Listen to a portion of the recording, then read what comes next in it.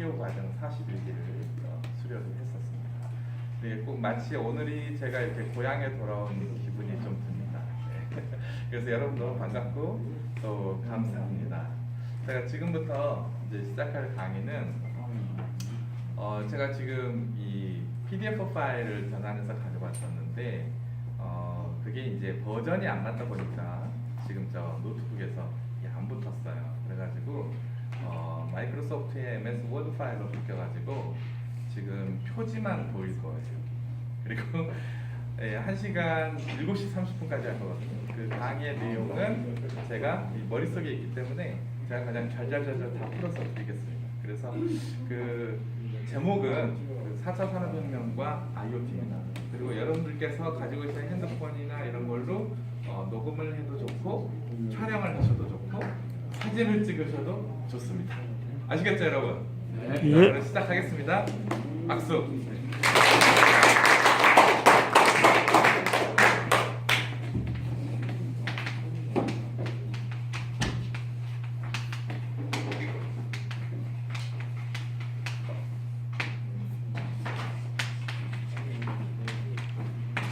네, 오늘 제목은 이 4차 산업혁명과 IoT라고 합니다. 그리고 제 이름은 박승상입니다. 한자로는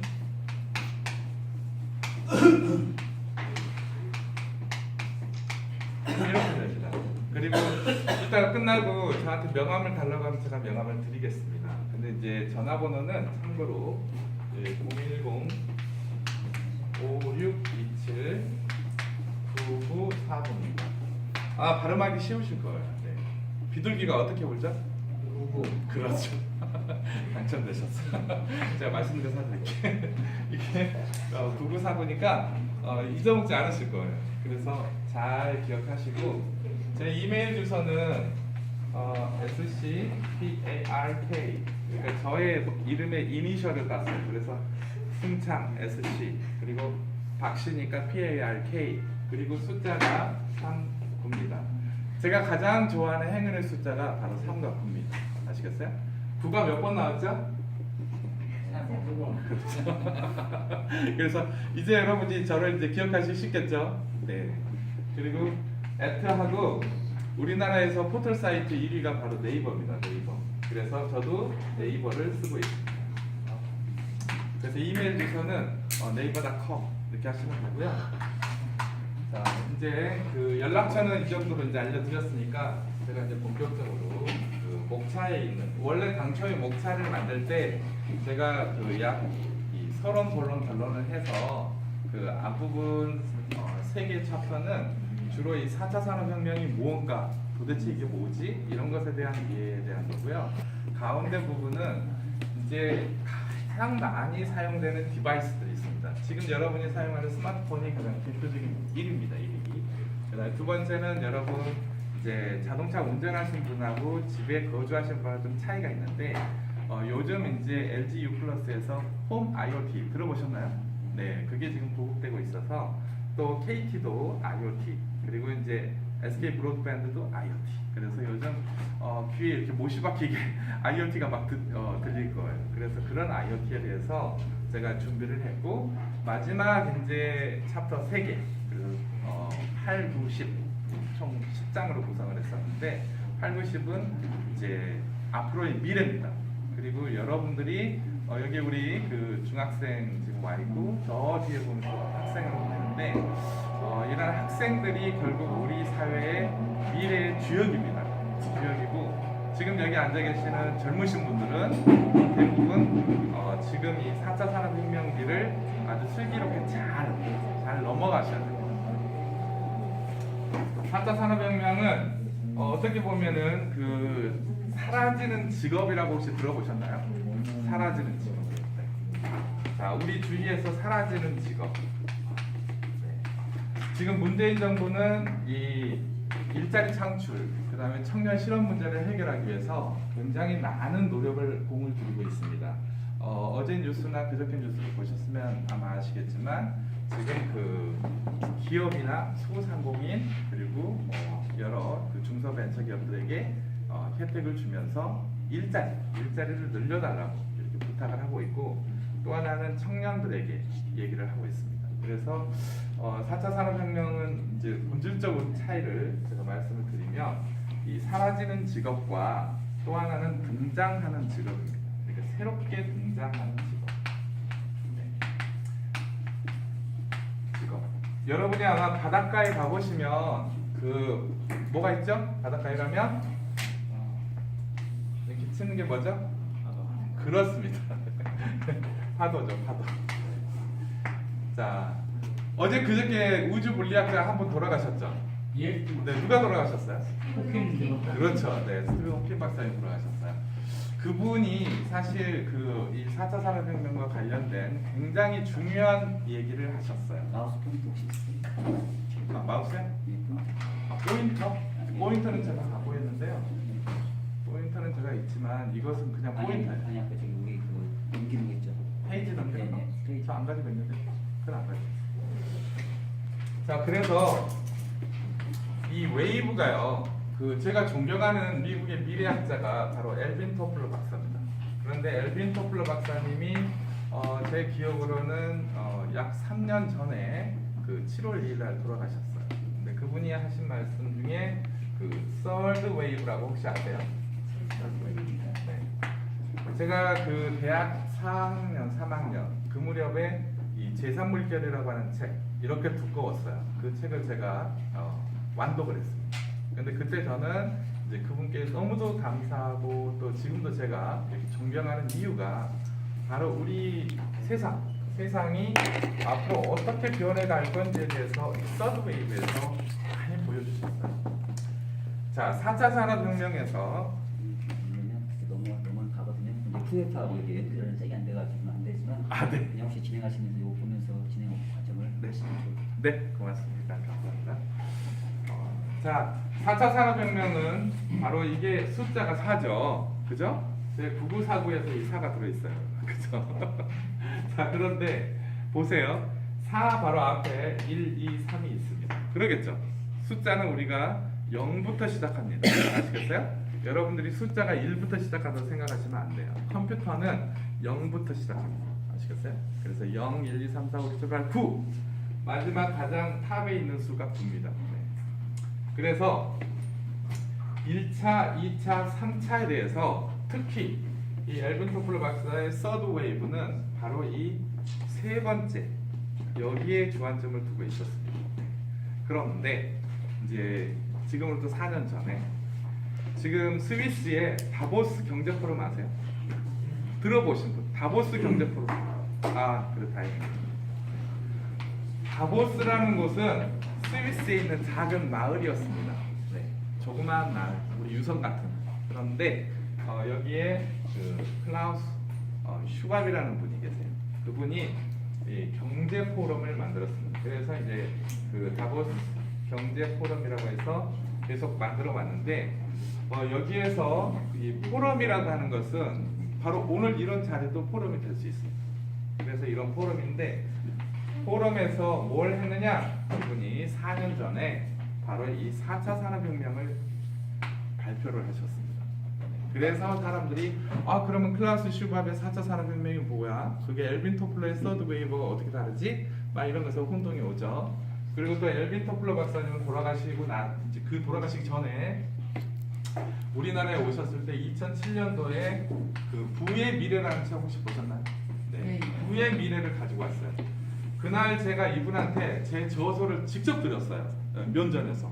그때 여의도에 있는 정경련 부의 국제회의장이었는데 사람들이 정말 엄청나게 왔어요. 거의 한 400명 이상 온 것 같아요. 그런데 이렇게 줄을 서서 이제 그분하고 이렇게 사회자가 안내를 해서 저도 이제 가가지고 줄을 섰는데, 제가 줄을 선지 대략 한 40분쯤 지나가지고 이제 그분에게 제 책을 드렸어요. 그래서 제 책을 드렸는데, 제 책의 이름이 뭐냐? 바로 BINT MIND입니다. 네, MIND. BINT MIND라는 것은 뭐냐면 바이오 기술과 IT 기술과 나노 기술이 융합을 하는 겁니다. 네, 그래서 오늘 또 지금 우리나라의 이 융합의 웨이브, 융합의 물결이 지금 일렁이고 있습니다. 제가 아까 우리 김종호 원장님이 저를 소개하실 때 한마디로 얘기하면 저를 천재라고 하셨는데요. 저는 제 시집에도 제가 써놨습니다만 에디슨 같은 나 이렇게 제 시가 썼습니다. 근데 그게 뭐냐면 에디슨이 유명한 말을 남겼죠. 천재는 어떻다고요? 혹시 아시는 분? 그렇죠. 네, 바로 그겁니다. 훌륭하시죠. 제가 선물을 드렸을 텐데 다음에 제가 드리도록 하겠습니다.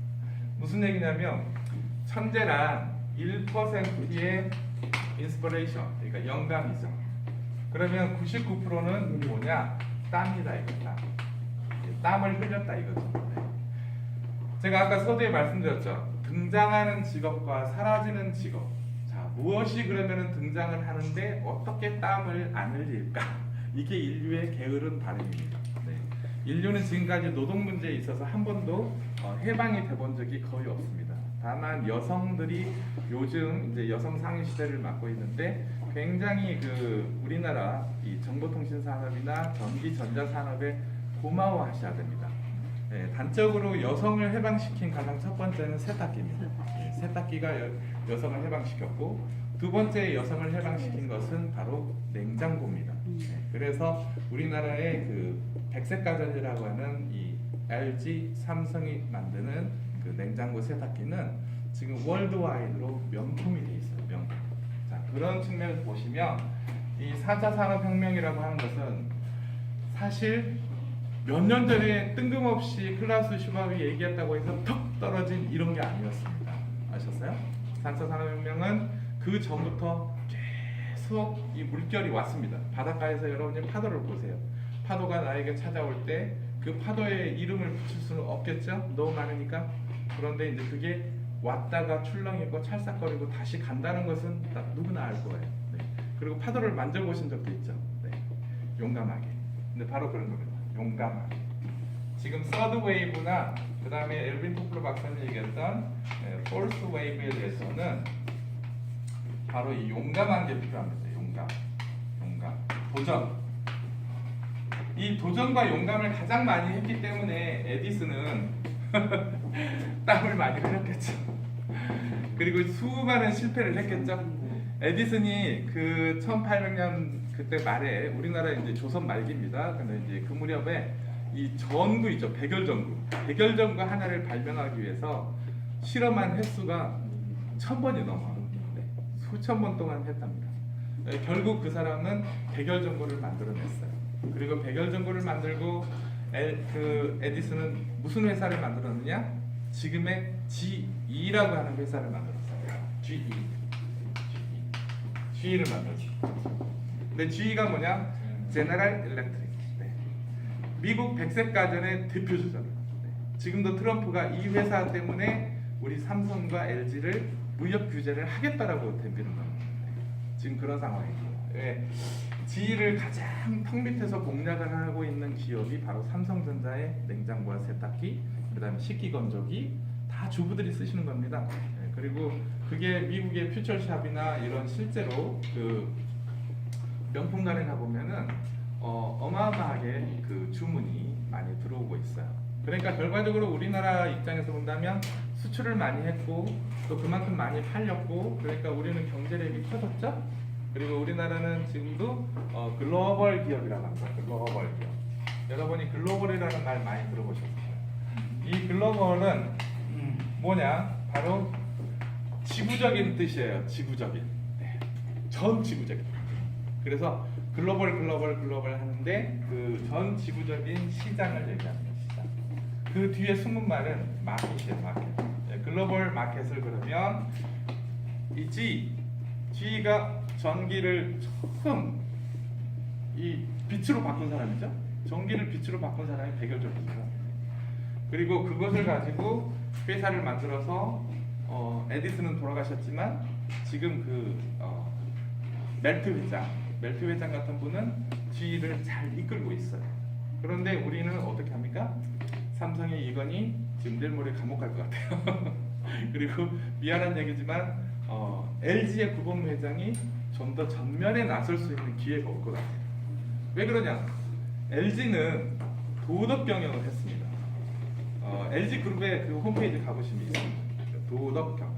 그게 벌써 제가 보기에는 한 2000년대 초반이었어요. 김대중 정부 때 구본무 회장은 회사의 그룹을 바꾸겠다고 하면서 도덕 경영을 얘기하셨어요. 그 도덕 경영이 오늘날에 와서는 2012년 이후에는 윤리 경영으로 바뀌었습니다. 윤리 경영. 그래서 제가 2011년 제가 책을 써서 출판한 책이 융합경영인데 아까 제가 융합을 말씀드렸죠. 융합을 말씀드렸는데 그 책 속의 챕터 10, 10번째 장이 바로 제목이 뭐냐? 윤리경영입니다. 그럼 왜 하필이면 윤리경영을 그때 2011년 1월에 제가 출판을 했을까요? 그건 뭐냐? 2012년 1월 이때 벌써 4차 산업혁명은 이제 물결이 엄청 거대해지기 시작을 했습니다. 파도가 이제 막 높이로 따지면은 쓰나미처럼 이제 막 점점 커지려고 막 이렇게 물결들이 모이고 있는 상황이에요. 모이고 있는 상황이었는데 그때 1월에 하필이면 ISO 26000이 발효가 됩니다. 이 ISO 26000이라고 하는 이 교본은 이건 매뉴얼입니다. 전 세계적으로 자 기업이 사회에 책임을 져라 이거죠. 근데 이것을 제가 국제표준화위원으로 활동하고 있기 때문에 2005년 11월부터 계속 저한테 이메일이 왔고 그 이메일에 저는 의견을 써서 냈고 그렇게 해서 그게 매년 이렇게 스탠다드, 표준화를 향해서 가더니 결과적으로 2012년 1월에 이 ISO라고 하는 국제기구가 있습니다. 이 국제기구는 인터내셔널 스탠다드 오거나이제이션이에요. 말 그대로 국제표준기구입니다. 이 표준기구에서 공표를 했어요. 전 세계적으로. 모든 기업은 26,000 교본을 따라라 이거죠. 네. 따르지 않으면 어떻게 되느냐? 문 닫아요. 회사는 망합니다. 네. 바로 없어집니다. 그래서 우리나라도 이제는 삼성이나 그 다음에 뭐 SK, 한화 모든 그룹의 이 최고 경영자들은 정말 정신 바짝 차려야 됩니다. 과거처럼 뇌물이나 주고 과거처럼 박근혜 매겨 살리려고 그렇게 애쓰고 그 다음에 뭐 그 삼성의 이재용도 큰 잘못을 했습니다. 네. 그런 것들을 가지고서 절대 글로벌 무대에서 100년 갈 수 없습니다. 아시겠어요? 우리가 100년 가는 기업을 만들어야 됩니다. 이게 바로 오늘 제가 강의하는 이 4차 산업혁명과 IoT에 있어서 특히 중요한 이 4차 산업혁명의 이해입니다. 이해. 자, 어떻게 우리는 그러면 100년 기업을 만들어야 되느냐? 이게 오늘날 우리 한국 기업과 정부의 큰 숙제입니다. 숙제. 내년이 몇 년이죠? 2019. 아니, 내년. 그렇지. 내년이 뭔지 아세요? 제가 작년에 4차 산업혁명 관련해서 책을 출판을 했는데 그게 HAII 예지와 실천이에요. HAII 예지와 실천입니다. 예지와 실천이라는 책을 제가 작년에 출판을 했어요. 7월 9일 날. 그런데 제가 이 책 제목을 정할 때 이 예지와 실천이라는 말이 굉장히 중요합니다. 앞으로 우리 한국에 엄청난 국가적 위기가 옵니다. 지금도 벌써 눈앞에 와 있습니다. 김정은의 북핵 문제부터 시작을 해서 트럼프의 무역 제재부터 시작을 해서 자그마치 엄청난 파도가 지금 우리 앞에 쓰나미가 바로 저기 100m 앞에 지금 와 있습니다. 엄청난 기세로 몰려오고 있습니다. 지금. 그래서 4차 산업혁명이라고 하는 것은 여러분이 이렇게 이해하시면 됩니다. 1차 산업혁명은 어디서 일어났느냐? 영국의 왓슨 아세요? 와트. 우리 전력의 단위가 와트거든요. 바로 그 와트는 그 왓슨의 뜻을 기어서 그 사람의 그 이름을 우리가 표준의 단위로 쓴 겁니다. 단위. 아시겠어요? 그래서 여러분들이 아마 그 증기기관차 보셨죠? 증기기관차. 아마 저기 계시는 우리 홍선표 단장님은 아실 거예요. 철도에서 오랫동안 근무하셨기 때문에 아마 증기기관 하면 금방 아실 거예요. 바로 그 증기기관의 그 엔진을 발명했던 사람이 바로 왓슨이에요. 그 왓슨이 17세기 말 그때 유럽에 우마차를 다니고 이렇게 진짜 사람이 걸어 다니고 뭐 수레 끌고 다니고 이런 시절을 안 되겠다 이렇게 해가지고는 물류를 해결할 수가 없어요. 그래서 그 사람은 처음에는 철도 아시죠? 철도. 기차입니다. 기차. 그 기차도 증기기관입니다. 증기기관. 이 기관이라고 하는 것은 영어로 얘기하면 엔진입니다. 엔진. 그래서 우리가 엔진이라고 하죠. 여러분들이 아마 뭐 주유소에 가서 기름 넣을 때 휘발유 넣으시겠어요? 겸유 넣으시겠어요? 그러죠? 가솔린 넣으시겠어요? 그러면은 그때 말하는 이 엔진이다. 자동차의 엔진. 근데 이 엔진이 오늘날에 구글에서 그 작년 왜 그 이사들 구단하고 싸웠던 인공지능이 뭐죠? 그렇죠, 알파고죠. 그 알파고의 그 러닝 알고리즘, 그 러닝, 그 딥 러닝하는 그 알고리즘을 바로 엔진이라고 부릅니다. 그 다음에 여러분들이 지금 구글을 사용하다 보면 막 번역해서 오지 않아요 혹시? 이메일을 받았는데 뭐 아프리카 탄자니아에서 왔는데 번역이 돼서 온 거야. 우리 한글로 나와. 내가 이걸 읽어보니까. 그런 경험 혹시 해보신 적 있어요? 있어요. 있죠? 네. 그 있을 겁니다. 네. 그것이 뭐냐면 바로 구글. 지금 엄청난 사회적 변화가 지금 오고 있습니다. 구글과 마이크로소프트입니다. 이런 회사들이 IBM, 이 세 개의 회사는 지금 미국에 앞으로 100년 이상 먹거리를 만들어가고 있습니다. 네. 그래서 각 나라에서 가장 두려워하고 있는 게 뭐냐? 바로 얘들입니다. 이 세 개의 회사를 가장 두려워하고 어떻게 보면은 조지 오웰이 썼던 그 1984라고 하는 소설 보셨나요? 거기에 등장하는 게 뭐죠? 네, 빅 뭐죠? 데이터가 아니고 빅브라더. 네. 우리말로 하면 큰 형님, 중국말로 하면 따거. 그래서 우리가 무협지에 보면은 따거 많이 나오죠. 근데 이 따거가 바로 빅브라더고, 그 빅브라더가 이제 조지 오웰이 썼던 1984라고 하는 소설, 그 소설입니다. 1984라고 하는. 이 1984년도인데, 미안하지만 조지 오웰이 좀 더 장기적으로 예측을 했어야 될 것 같아요. 왜 그러냐면은 2014년쯤 된다면 정말 빅브라더가 맞겠어요. 네. 그런데 그 사람이 소설적인 상상력을 썼기 때문에 이 빅브라더를 얘기할 때 84라고 했는데, 사실 84년도는 우리 컴퓨터의 역사에서 보면은 말 그대로 8비트 프로세서 시대예요. 그러니까 마이크로 컴퓨터가 아주 그 기능이 생물로 얘기하면 단세포 시절. 네, 단세포 시절. 초창기. 네, 초창기. 그런데 제가 전자통신연구소에 입소할 때가 1989년이었거든요. 89년 2월 13일날 제가 애트리에 들어갔습니다. 근데 애트리에서 처음으로 제가 마주친 컴퓨터가 뭐냐? 바로 데스크탑 PC였는데 모니터가 뒤가 이렇게 뭉퉁하게 나오고. 옛날에 여러분 선배님들 생각나실 거예요. 네. 그 엄청 무겁지 않습니까? 그 움직이고 달리기도 힘들어요. 이사 다닐 때 얼마나 힘드냐면 이 의자에다 얹어가지고 다녀야 돼. 내가 힘이 약해서 못 밀어요. 그래서 그 정도였는데, 그러한 컴퓨터의 시대는 뭐냐면 바로 데스크탑이 이 마이크로소프트의 그때 당시는 도스입니다. 도스. 네, 디스크 오퍼레이팅 시스템. 네, 디스크를 운영하는 시스템이에요. 그래서 데이터를 읽고 디스크를 운영하는 체제라고 합니다. 운영 체제. 그래서 요즘도 마이크로소프트의 윈도우 아시죠? 윈도우는 바로 이 운영 체제에 지금 아마 윈도우 11까지 나왔어요. 그래서 11까지 나왔는데 이 버전은 계속 올라갑니다. 뭐 11, 12, 13 막 이렇게 올라가는데, 아무튼 이 디스크를 운영하는 체제예요. 여기에서 여러분들이 이제 집중을 하셔야 돼요. 그게 뭐냐면 4차 산업혁명의 앞으로 미래의 쓰나미의 핵심입니다. 그게 핵심이에요.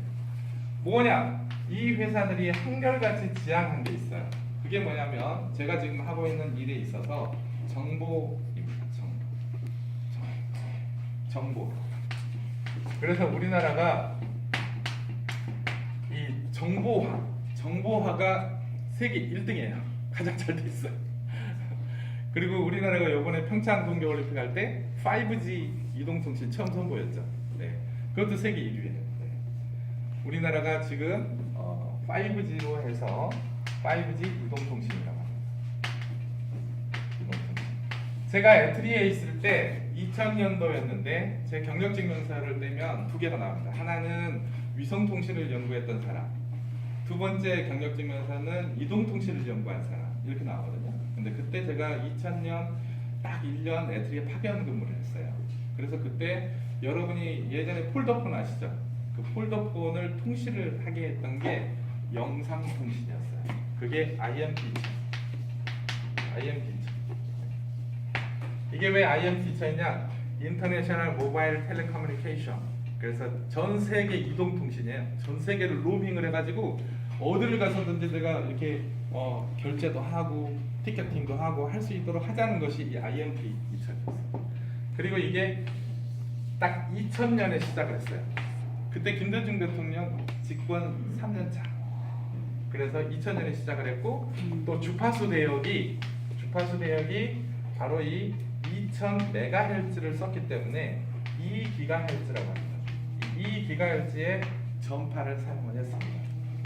여러분들에게 지금 이 스마트폰에 다 눈에 보이지 않겠지만 이 속에 안테나가 다 있어요. 이 안테나가 바로 지금 5G나 LTE를 지금 수신하고 있기 때문에 여러분이 지금 이걸 사용하고 있는 거예요. 아시겠어요? 그러니까 그런 것이 바로 무엇 때문에 하느냐? 정보와 통신이죠. 네. 그죠? 여기 하나 더 나가면 방송이 있습니다. 방송. 네. 요번에 그 5G를 하면서 전 세계인들을 깜짝 놀라게 해줬던 것은 바로 이 방송 통신 정보입니다. 우리나라가 세계 1등 이렇게 됐어요. 네. 바로 저 같은 사람이 있기 때문에 1등을 한 거죠. 제가 자화자찬해서 미안하죠. 네. 박수 한번 쳐주세요. 박수는 제가 유도해야 박수를 치시고 여러분 스스로 좀 하셔야 돼요. 이게 중요한 의미예요. 지금 제가 4차 산업혁명 얘기하는데 스스로 하셔야 돼요. 직업이 사라지고 있다는 말 제가 드렸죠. 등장한다는 말 드렸죠. 용기와 도전, 용감하게 나가야 된다고 제가 말씀드렸어요. 그걸 뭘 합니까? 내가 박수 치라고 한다서 여러분 치면 되겠습니까? 여러분이 알아서 치셔야죠. 그죠? 네. 바로 그 알아서요. 그 알아서가 이제 4차 산업혁명의 가장 큰 이제 화두로 떠올랐다 이거죠. 네. 자 보세요. IoT라고 하는 것은 미국 MIT 교수입니다. 네. 그래서 이제 그 애쉬튼 교수라고 MIT가 지금도 있어요. 그 사람. 근데 지금도 그 정보통신과 전자공학과에 있는데 그 애쉬튼 교수가 이 1999년에 인터넷 오브 띵스입니다. 인터넷 오브 띵스. 자, 그래서 IoT라고 합니다. 이것은 여러분이 또 하나 주목해야 될 회사가 있습니다.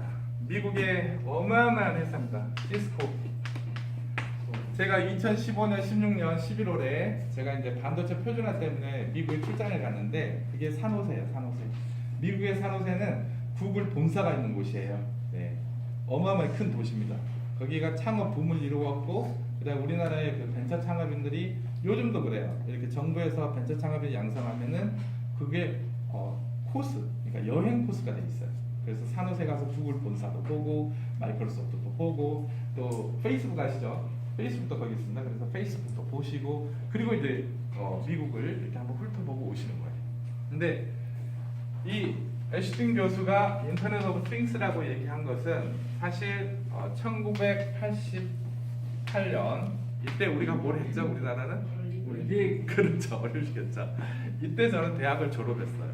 그래서 제가 대학을 졸업한 정도예요. 그런데 이때 미국에 여러분 제록스 복사기 아시죠? 예. 근데 그 제록스 복사기에 미국의 팍스 연구소 소장이에요. 이름이 뭐냐? 마크 와이저입니다. 마크 와이저. 이 마크 와이저 박사가 88년도 논문에서 먼 미래의 컴퓨팅은 유비쿼터스 컴퓨팅이 된다. 이렇게 논문에서 발표를 했어요. 컴퓨팅. 여기서 여러분이 하나 아셔야 돼요. 컴퓨팅과 컴퓨터의 차이. 그리고 컴퓨트의 차이. 자, 질문 나가겠습니다. 이게 가장 열심히 잘 들어주시니까 차이가 뭘까요? 컴퓨터는 뭐예요? 혹시 아시나요? 컴퓨터. 영어 단어예요. 제니 혹시 아세요? 영어 단어. 아직 몰라. 더 보세요. 현산. 더 교보문고야.